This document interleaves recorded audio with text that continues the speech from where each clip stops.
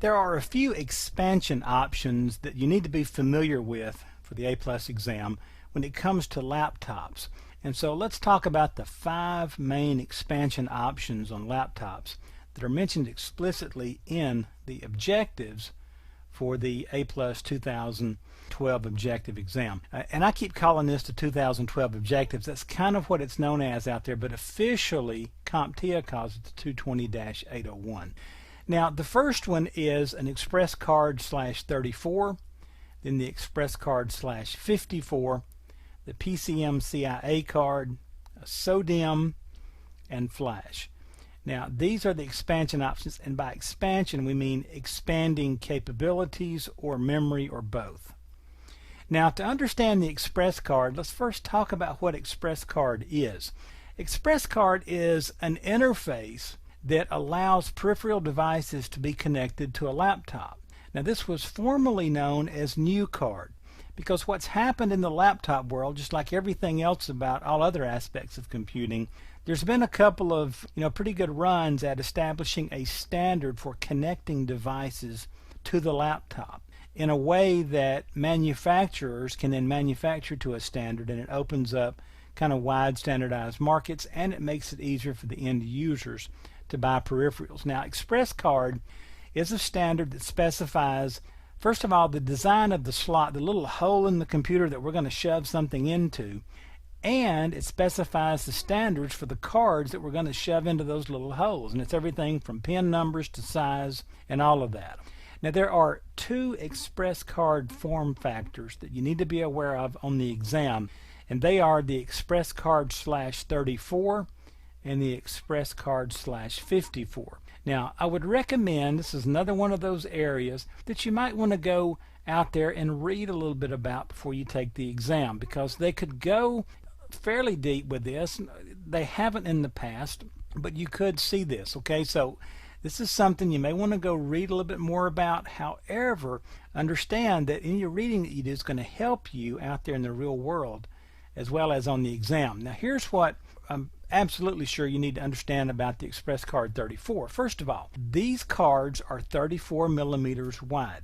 So if you have an Express Card 34 port, it's going to accept cards that are 34 millimeters wide.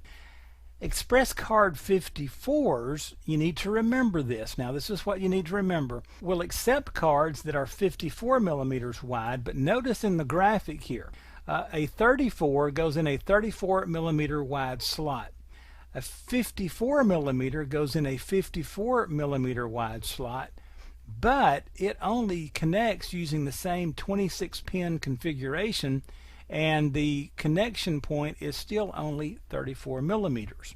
So inside the computer, they're taking care of this particular shape on this L shape right here. And here's what you need to remember for the exam also. The Express Card 54 has that L shape. So if they show you this shape on the exam and ask you about Express Cards, you're looking at a 54 if it's this L shape. If it's just kind of straight on, you're looking at a 34. Okay? Now, PCM-CIA stands for Personal Computer Memory Card International Association. A few years ago, it kind of came out in some of the PC magazines that PCM-CIA stood for People Can't Memorize Computer Industry Acronyms. PCM-CIA was the original name for the PC card, and after a while everybody was saying, what's one of them PCI-CMA, PMIC-CMA, whatever, and nobody could figure this out, and it became a real branding problem, and they renamed it PC card. Well, this was eventually replaced by the Express Card standard that we were just speaking about a few minutes ago together. Now, there are 3 form factors called types of PCM-CIA cards that were used. Now, you will still see these out there in some older laptops. However, if you go buy newer laptops, you're not going to see these. You're going to see the Express Card types. But now, the 3 form factors are the 3 types of PCM-CIA cards that have historically been popular test questions on the A+ exam. Is the Type 1 card, and the main thing you need to remember is it's 3.3 millimeters thick. It was a 16-bit interface. People used this, or these cards were manufactured to provide more RAM, flash memory, those kinds of things. The Type 2 PCM-CIA cards were 5 millimeters thick. They provided either 16 or 32-bit interfaces, and they gave us modems, network cards, TV tuner cards, all that kind of stuff, and they used dongles or little pop-out network connections, and so there was some sort of additional aspect of this card. So that's the Type 2, 5.0 millimeters thick. The Type 3 was the granddaddy. It was 10.5 millimeters thick, again 16 or 32-bit interface. And this one was more rare, but you did see them, and there were little hard disks built into these things and all kinds of cool stuff. But you didn't see nearly as many Type 3s as you did 1s and 2s, and the Type 2s became really popular with people using them for various things like modems and network connections and so forth. Now, a SODIMM is simply a RAM stick. It's small outline dual inline interface.